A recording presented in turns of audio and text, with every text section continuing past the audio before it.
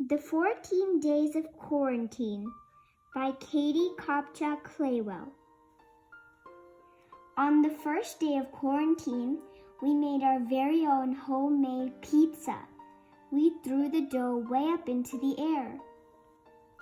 On the second day of quarantine, we made our own slime. We stretched it, squeezed it, and our hands were very gooey. On the third day of quarantine, we played many different board games. We had a blast. We forgot about everything around us.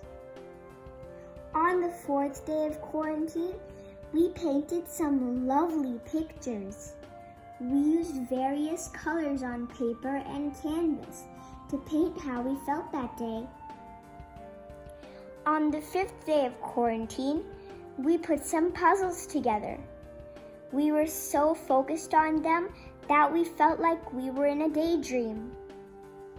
On the sixth day of quarantine, we created our own musical instruments. We made up songs together, which eventually turned into a symphony. On the seventh day of quarantine, we mashed up some very tasty guacamole. We took turns mashing it up in a gigantic bowl. On the eighth day of quarantine, we made up some silly dance moves. We did not care about what we looked like. We just listened to what our bodies told us to do. On the ninth day of quarantine, we built a gigantic block tower. We worked as a family to place the blocks in just the right spots.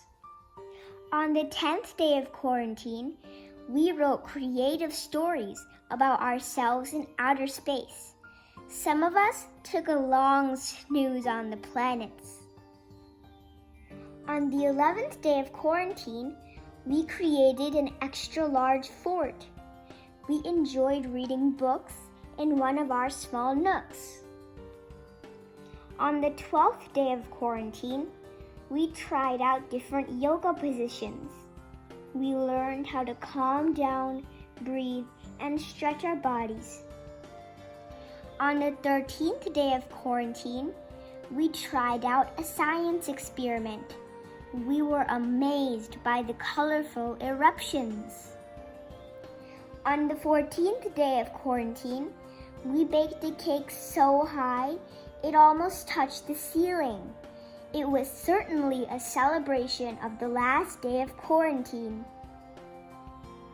Despite being quarantined for 14 days, we had a great time together, just with a little creative imagination.